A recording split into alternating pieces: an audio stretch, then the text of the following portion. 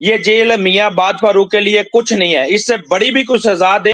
Jail में अल्हम्दुलिल्लाह कुरान पाक खाली हिफ्ज नहीं किया, तलफ्फुज के साथ पढ़ा है और उसके बाद रिटन बाई हैंड उसने पूरा मुकम्मल कुरान पाक मुकम्मल 30 पारे जेल में रह के मियाँ बाद फारूक ने रिटन अपने हाथ से लिखा है। ये जो बयान दिया उसने जेल में जाके उसके साथ बहुत तशद्दुद किया गया। इस तरह के लोग ही हैं जिन्होंने उम्मीद जिंदा रखी हुई है, यकीन माने, वरना तो ये 25 करोड़ लोगों का लाशों का मुल्क बन जाता। आप सबके मकरूज हैं हम लोग। देखें, ये मूवमेंट कोई किसी के जाती फायदे के लिए तो है नहीं। लोग अपना नुकसान कर रहे हैं, घर बार का नुकसान कर रहे हैं, जाने दे दी, अपने बच्चे कुर्बान कर दिए। क्या तहरीक इंसाफ को इन हालात में पार्लियामेंट में रहना चाहिए? जी जी। वो इस पे यकीन कर बैठे हैं कि यार अगर हम इमरान खान की मुलाकात नहीं कराएंगे किसी हॉक से, जब बड़े साहब तक बात जाती है तो सबसे पहले वो खोल के खान का ट्विटर अकाउंट देखते हैं। फवाद चौधरी साहब की आपकी बड़ी नोक चोक चल रही थी, वो कहते पाकिस्तान आओ ना, यहाँ आके बात करें ना, यहाँ के एक्टिविज्म करें ना, यूट्यूब से पैसे हैं वो अवाम में बांट दिया करें। ये अवाम की आवाज है, ये खुद बोलते हैं, बल्कि हम भी इधर उधर होती है बजा देते हैं हमारी। एक मुलाकात होनी है, दोनों ने जप्फी डालनी है और मसले हल हो जाए। बिस्मिल्लाहिर्रहमानिर्रहीम, अस्सलाम वालेकुम। मैं हूं सैबी काज़मी, आप देख रहे हैं फेसबुक और यूट्यूब। 21 अप्रैल सोमवार का दिन शुरू हो चुका है। मेरे साथ वकार मलिक सीनियर तज्जिया निगार मौजूद हैं। आज की इस प्रोग्राम में इनसे कुछ अहम चीज़ें डिस्कस करनी है। मलिक साहब का तज्जिया आपको पता है, दो टोक और सीधा स्ट्रेट फॉरवर्ड होता है। पाकिस्तान में दो अहम मुलाकातें, एक सऊदी सफ़ीर से हुई है और मोहसिन नकवी से, और उसके बाद फिर अरब अमारात के डिप्टी प्राइम मिनिस्टर वो पाकिस्तान के दौरे पर आए हैं और उनके भी हालिया फ़लस्तीन के वज़ीर ख़ारजा से मुलाकात हुई। ये बड़ा अहम मामला है। आज गज़ा का एक बहुत बड़ा मार्च भी जारी है और जो KFC के मामलात है उसमें भी हुकूमत ने बड़ा स्ट्रॉन्ग मौक़िफ़ लिया, लोगों को सज़ाएँ भी दी। अब अचानक इन मामलात का, इन मुलाकातों का क्या असर होगा कि इसहाक डार अभी अफ़गानिस्तान से भी वापस होकर आए हैं, वहाँ भी उनकी अफ़गान तालिबान से मुलाकात हुई और ये वही मुलाकात जिस पे इमरान खान को 4 साल पहले, 3 साल पहले इमरान खान उन्हें समझाते रहे, जो बात इन्हें अब शायद समझ आ रही है। इसके असरात क्या होंगे?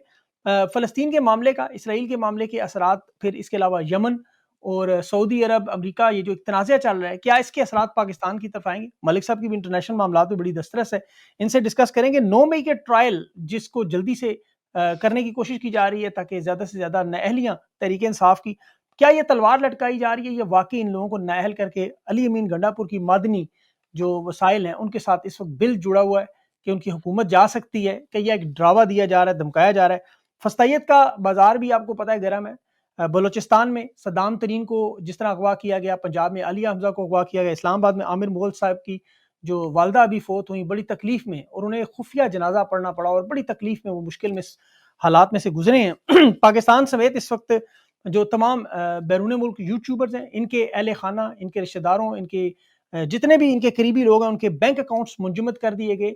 बल्कि असद तूर की जो 80 साल बुजुर्ग वालदा, उनका पेंशन अकाउंट तक जो है वो उन्होंने बंद कर दिया। शायद मईशत के झटके लग रहे हैं, मईशत काबू में नहीं आ रही कि PSL में स्पॉन्सर्स नहीं मिल रहे और हिंदुस्तान मजाक उड़ा रहा है कि ये अपने मैन ऑफ द मैच को इस वक्त हेयर ड्रायर, कंगे और कैंचियां दे रहे हैं। हालात इनके इस वक्त बहुत टाइट हुए हुए हैं। मंसूर अली शाह इस वक्त कायम मकाम चीफ जस्टिस हैं। इमरान खान से मुलाकातों का मामला भी है, अलीमा खान से जो मुलाकात अहम, और ये सारी चीज़ें जो मलिक साहब से डिस्कस करते हैं। प्रोग्राम के दौरान मेरे साथ मियाँ शहजाद फारूक साहब भी मौजूद होंगे। वो किसी वक्त भी ज्वाइन करेंगे। मियाँ आबाद फारूक के भाई हैं, उनसे भी कुछ बातचीत होगी। मलिक साहब बहुत बहुत शुक्रिया सर, आपने ज्वाइन किया। सबसे पहले तो ये मैंने जो इतना लंबा इंट्रो दिया है, ये जो मुलाकातों का तनाज़र है, इंटरनेशनल मामलात हैं, इसके असरात खास तौर पर तहरीक इंसाफ और इमरान खान के जो मामलात हैं, इस पे आप कैसे देख रहे हैं? देखें, मुझे अभी एक दोस्त हैं, उन्होंने मैसेज किया और वो इस चीज़ पे बार-बार ज़ोर देते रहते हैं कि कुछ ऐसे ममालिक हैं जो इमरान खान को अपने मुस्तकबिल के, जो मुस्तकबिल करीब के उनके मंसूबे हैं, उनके लिए दुरुस्त नहीं समझते। ये उनका इस्तदलाल है। जी। और वो बार-बार ये कहते हैं कि जिस टाइप का ज़ुल्म हुआ है पाकिस्तान में पिछले 2-3 साल से, इस तरह का ज़ुल्म बरतानिया और अमेरिका नहीं करवा सकते। ये एक वखरी टाइप का ज़ुल्म हुआ है। मार्शल लॉ यहाँ पहले भी लगते रहे हैं, जी। लेकिन इस किस्म की सेंसरशिप पहले नहीं हुई। गो कि मैं इस पे उनसे अक्सर बहस करता रहता हूँ कि शायद वो ओवरथिंक कर रहे हैं इस हवाले से। लेकिन जो ये मुलाकातें हो रही हैं और अभी एक और साहब जो हैं वो इस्राइल के एक वफ़द से या मिनिस्टर से उनकी मुलाकात, और उसके बाद वो पाकिस्तान आ गए हैं या आ रहे हैं, UAE के जो साहब हैं, नाम मैं उनका भूल रहा हूँ। ये डिप्टी इन प्राइम मुला मिनिस्टर नहीं है? क्या नाम है उनका? ज़ाहिद बिन नयान, नयान फैमिली है ये, उसके डिप्टी प्राइम मिनिस्टर हैं। इन्हीं की डिप्टी मुलाकात प्राइम में यही आया पाकिस्तान। जी जी जी। तो इन मुलाकातों का क्या कोई एंटी इमरान खान मकसद है? मैं इस पर कन्विंस्ड नहीं हूं अभी तक, ठीक है। लेकिन जो हमें हालात नजर आ रहे हैं दुनिया के, और जिस तरह से इन्होंने जूइश अमेरिकन कांग्रेस में सहूलतकारी की है नेतन्याहू की, किस तरह से उसको बचाया गया पाकिस्तानी स्टेट की तरफ से कि उस पर पाबंदियां लग सकती थी, बड़ा एक्शन हो सकता था, उसको इन्होंने तब्दील करवाया है। पूरी ओआईसी की वो जो चीज थी उसकी लैंग्वेज तब्दील करवाई है और बाकायदा शुक्रिया वहां से आए हैं। बिल्कुल। उसके बाद ऐसा नजर आता है कि जो मुस्तकबिल करीब में एक सेटलमेंट होनी है, और जब से ये हुआ है अक्टूबर में मसला, तो उस सेटलमेंट के हवाले से मैं मुसलसल इशारा दे रहा हूं कि अब अगली सारी सियासत उसी तरफ होनी है। रीबिल्ड भी करने का बिल अरबों ने भरना है उस पूरे खित्ते को, इलाके को जो तबाह किया गया है, और उसके साथ साथ एक पैकेज डील होनी है कि ये मुमालिक तो कर चुके तस्लीम, ये रह गए हैं, इन्होंने ब्लॉक में तस्लीम करना है। तो आई थिंक ये सारी मुलाकातें और आनियां जानियां उससे रिलेटेड हैं कि अब एक एक मुल्क ना तस्लीम करे, बल्कि as a total package buy one get one free वाला जो होता है कि सऊदी अरब के साथ पाकिस्तान फ्री, ये वो पैकेज आ रहा है जिसमें हमने आगे जाके तस्लीम करना है। तो ये सारी मुलाकातें आप उस कॉन्टेक्स्ट में देखें। बिल्कुल। ये इसहाक डार का जो दौरा था अफ़गानिस्तान में, वहाँ पर इमरान खान का तो ये आपको पता है मज़ाक भी उड़ाते रहे कि जी, और इल्ज़ाम भी लगाते रहे कि यहाँ पे सेटलमेंट करवाई, और अब खुद भी पहुँच गए हैं वहाँ, जाके मुलाकातें भी कर रहे हैं। 3 साल बाद इन्हें समझ आई ये बात।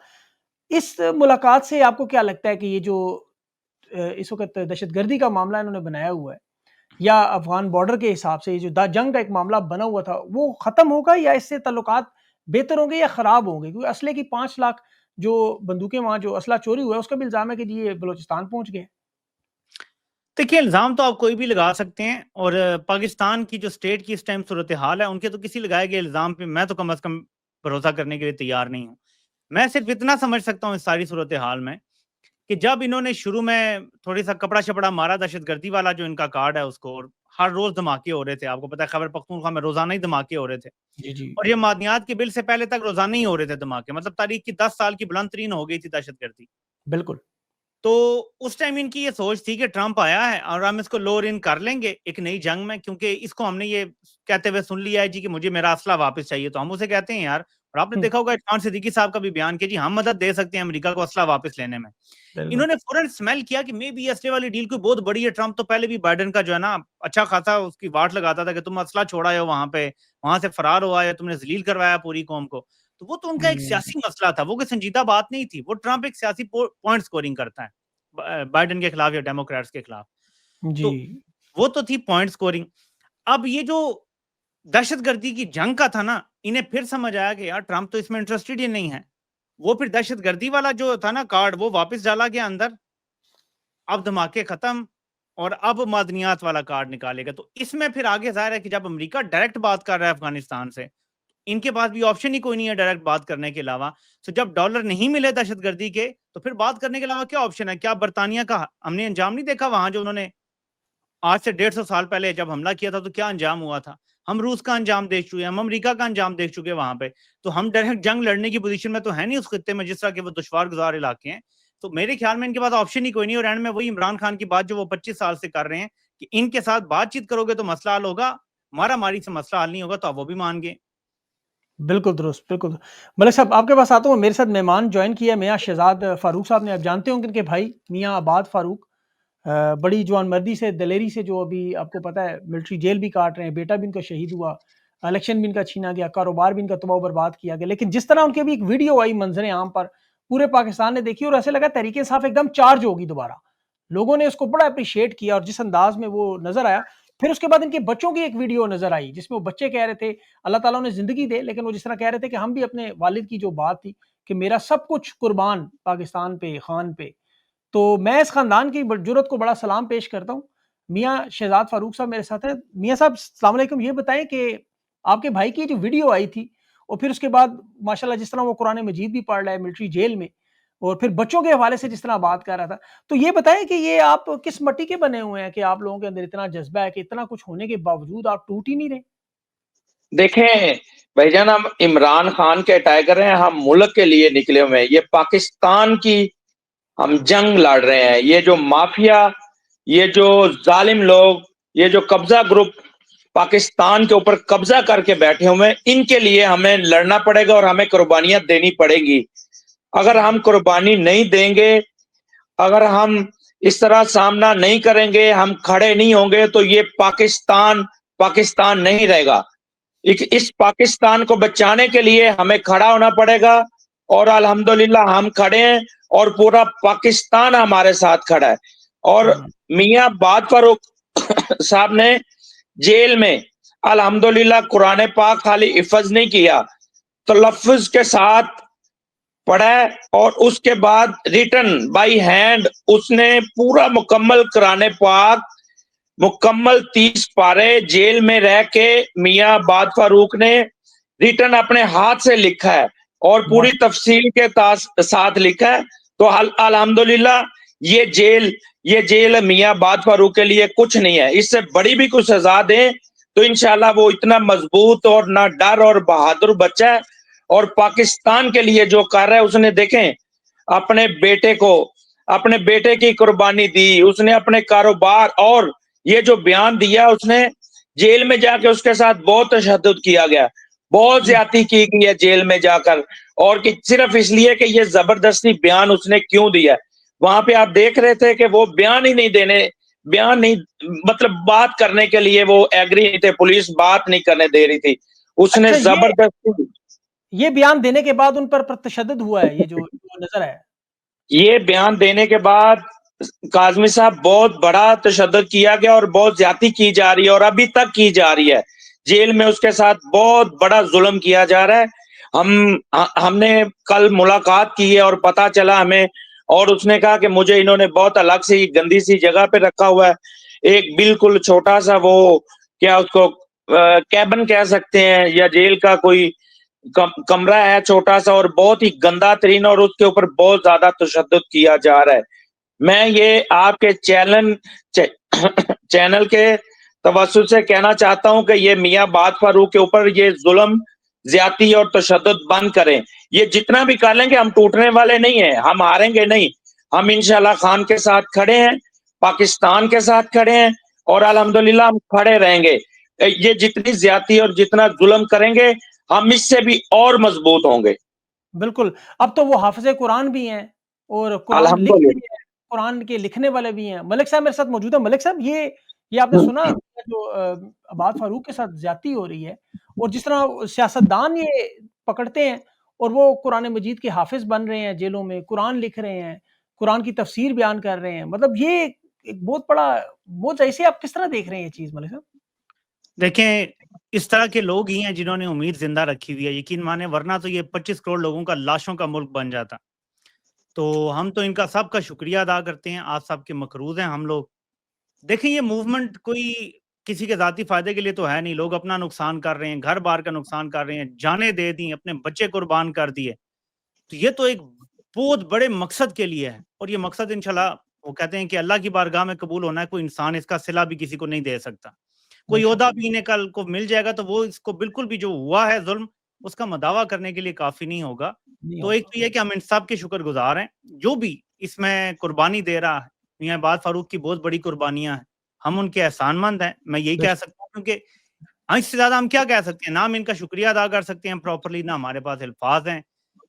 ना हम इनको एहसास दिला सकते हैं कि हम कितने एहसानमंद हैं और कितने मकरूज़ हैं इनके। तो मैं इतना ही बिल्कुल। कहूँगा कि हम आप सबके मकरूज़ हैं और आपका बहुत-बहुत शुक्रिया कि इस कौम के लिए आप लोग खड़े हुए हैं और डटे बिल्कुल हुए हैं। सही बात है, बिल्कुल सही बात है। ये चंद लोग वाक़ई देखें, अभी शहज़ाद भाई, अभी आपके भाई की एक वीडियो आई, तो अब देखें कि एक दफ़ा पूरा पाकिस्तान एकदम चार्ज हो गया। उसके चंद अल्फ़ाज़ थे, इमरान खान को रहमतुल्लाह कह रहा था और जिस तरह उसने ज़ाहिर है कुरान पाक वो पढ़ा है, तफ़सीर से पढ़ा है, वो लिख रहा है, तो ज़ाहिर है उसके पास जो लॉजिक है और उसमें भी मैंने उस दिन बयान किया वो नामूस-ए रसूल सल्लल्लाहु अलैहि वसल्लम का जो इमरान खान ने मुकदमा लड़ा, जिस तरह रहमत लिल आलमीन पे काम किया, सीरत नबी की लोगों को सिखाने की कोशिश की, अल कादिर ट्रस्ट बनाया, तो शायद यही सारे मामलात हैं। अब ये बताएँ कि अभी उनके बच्चों की क्या इस वक़्त हालत क्या है अपने वालिद के बगैर और ये मामलात आपके घर के चल किस तरह रहे हैं?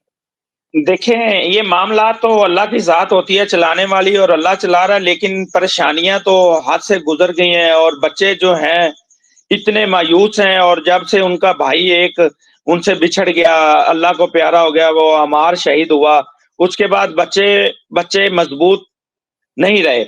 लेकिन अल्हम्दुलिल्लाह जब से उन्होंने ये मियाँ बात फारूक का बयान सुना और बच्चों ने बयान सुना और बच्चे खुश हुए और बच्चों ने मुझे कहा, ये कल वीडियो जो मैंने बनाई थी और बच्चों ने हमें कहा कि ये देखें चाचू हम कुर्बान होने के लिए तैयार हैं। अगर मेरे पापा ने कहा है, तो हम पूरी नस्लें, पूरा खानदान हम अपने मुल्क के लिए और इमरान खान के लिए हम कुर्बान होने के लिए तैयार हैं।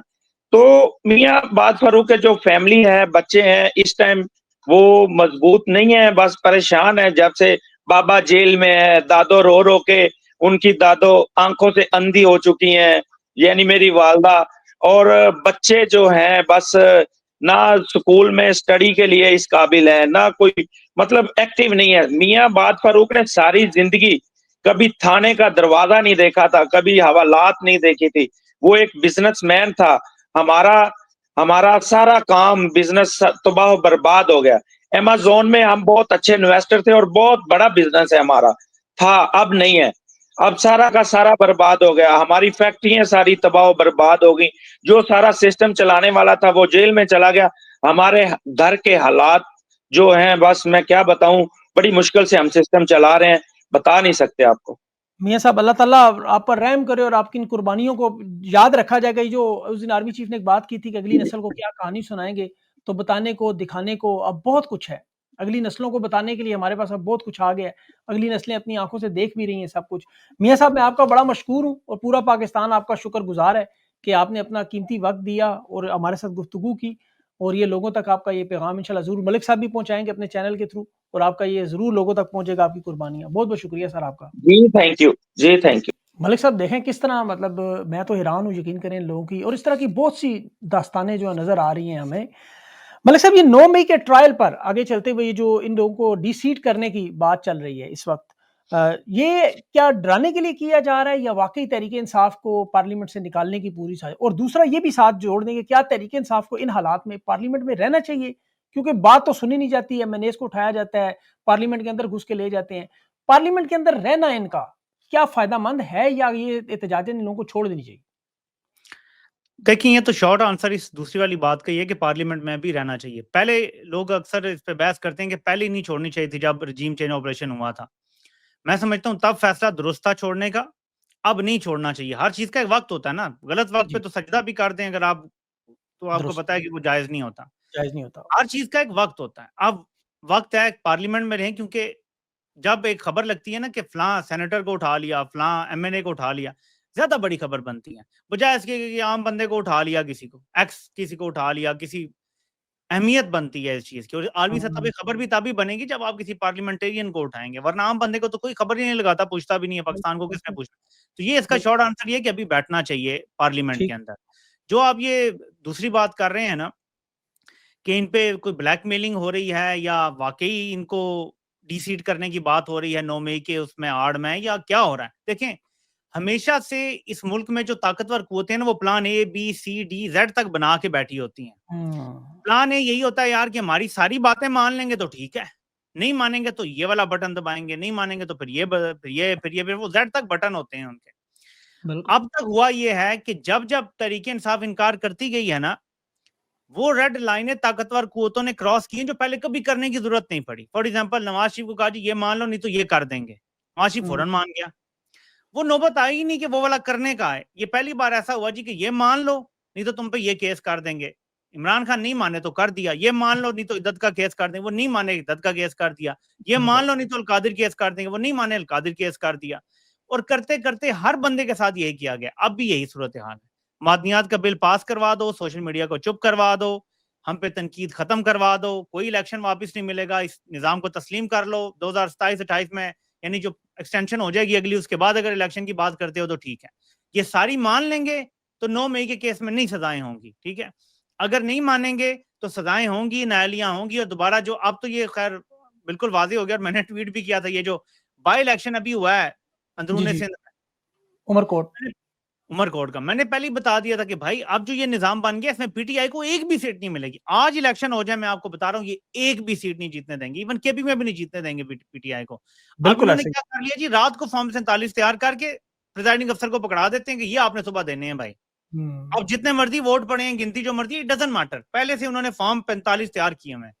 सो इस निज़ाम में क्या रह जाता है पीछे? फिर आप मुझे बताएं कि जब वो डी सीट करते हैं, पीटीआई वापस तो नहीं आएगी ना, सारी सीटें वो जीत लेनी है। बाई इलेक्शन होंगे, अगर 70-80 लोग नायल हो जाते हैं जिन पर केसेस हैं, ये सारी सीटें ले जाएगी दूसरी पार्टी। उसके बाद खैबर पख्तूनख्वा की मकसूद नशिस्तें भी इन्होंने अब फैसला तब्दील करवा लेना है आईनी बेंच से।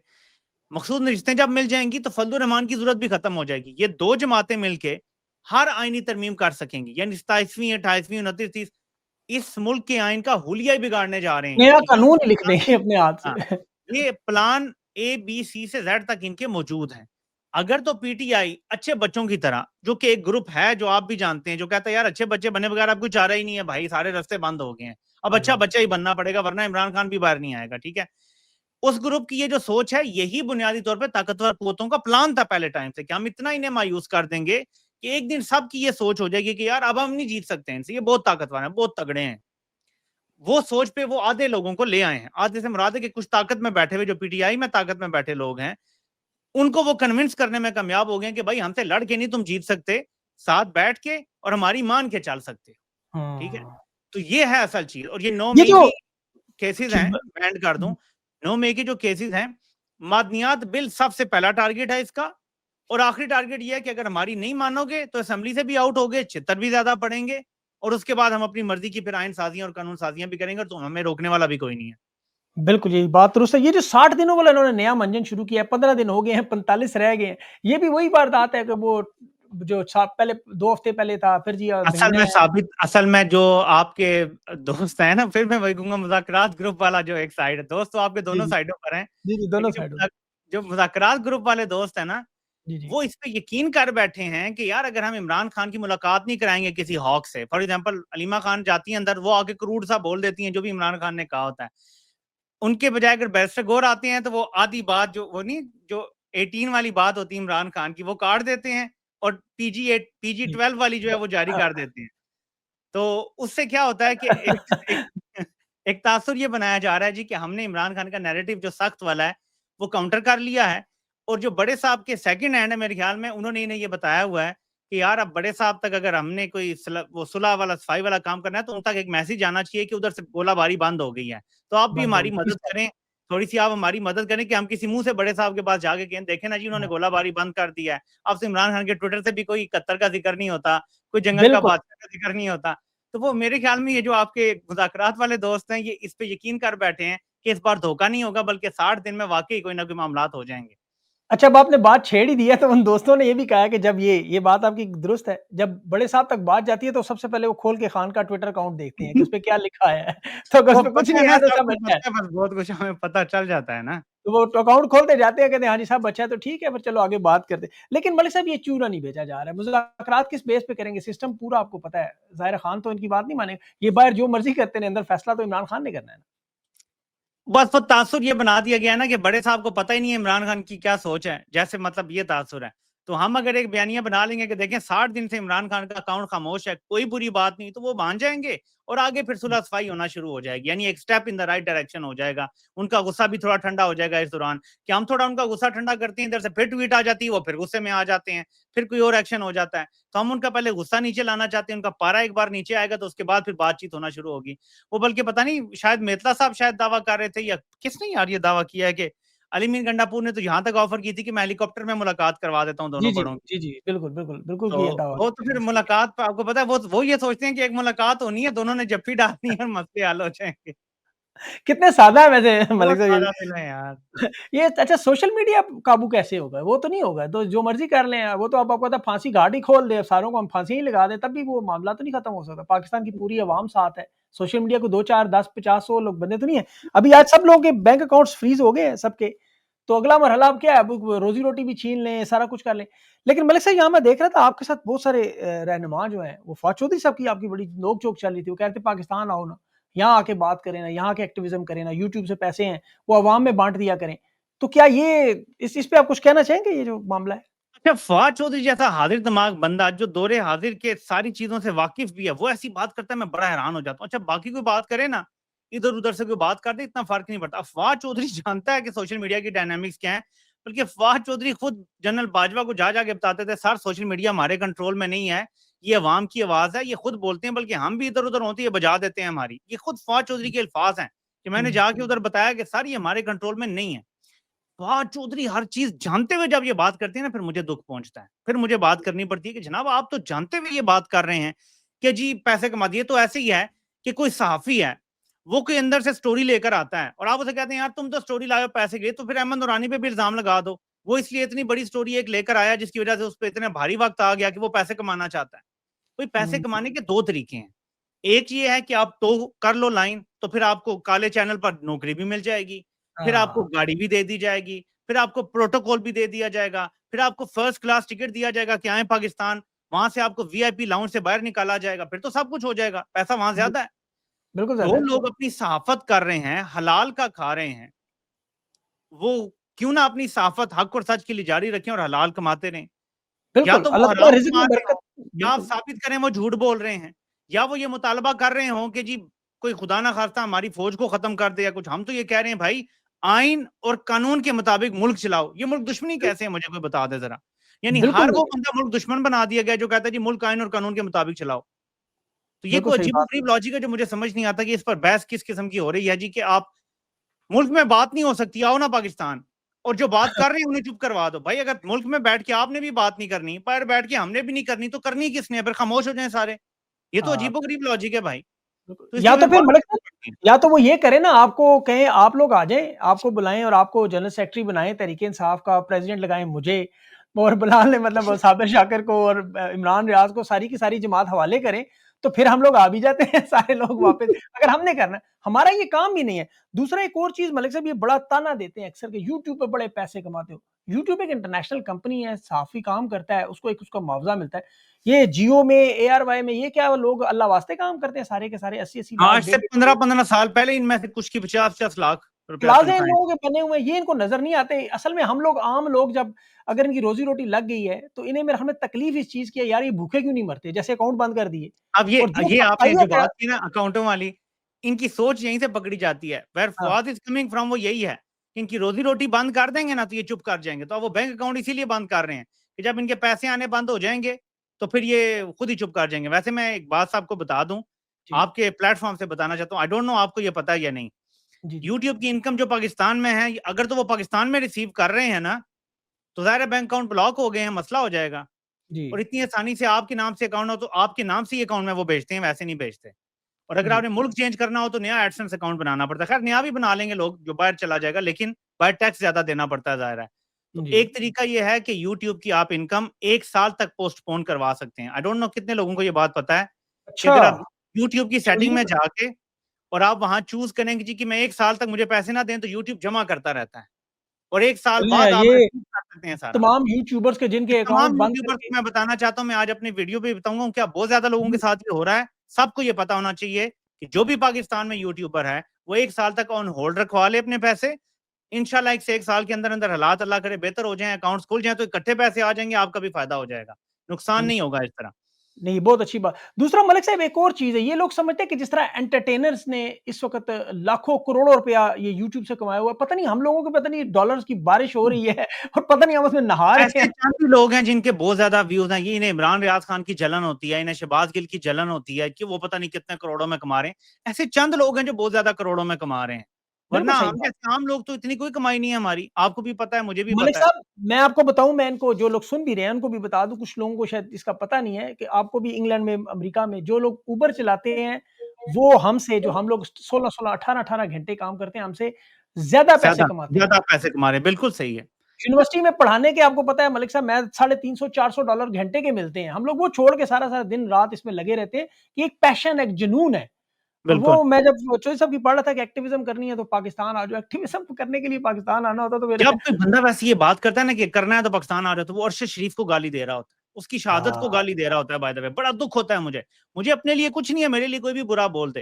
लेकिन जब कोई बंदा कहता है ना सहाफ़त करनी है तो पाकिस्तान आओ, तो तुम लिटरली अरशद शरीफ की शहादत का मज़ाक उड़ा रहे हो कि वो भी अपनी सहाफ़त बचाने और करने के लिए मुल्क छोड़ के गए थे और वहाँ उन्होंने शहादत कबूल कर ली, गुलामी कबूल नहीं की। ये होती है सहाफ़त। बिल्कुल। तो इनसे मतलब पूछे वैसे इन तमाम सियासतदानों से, इन तमाम लोगों से, ये उज़मा बुखारी वगैरह जितने लोग हैं, क्या ये अपनी तनख्वाह नहीं लेते हुकूमत से इस काम की?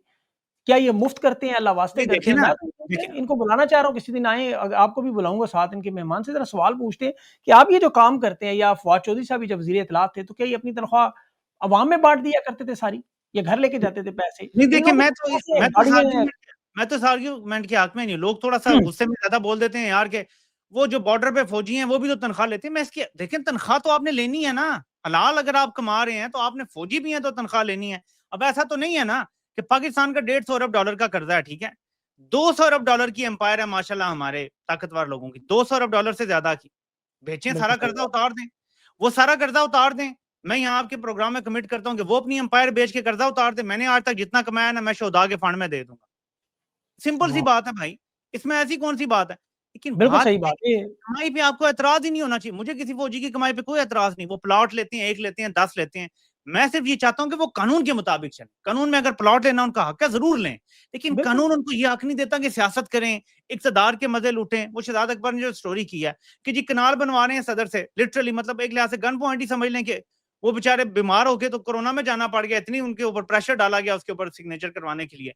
तो ये सारी चीज़ें हैं। हम कहते हैं आइन पे चलें, बेशक प्लॉट लें, बेशक डीएचए बनाएं, मुझे कोई एतराज नहीं। ऑनेस्टली मुझे फौज के डीएचए बनाने पे कोई एतराज नहीं है।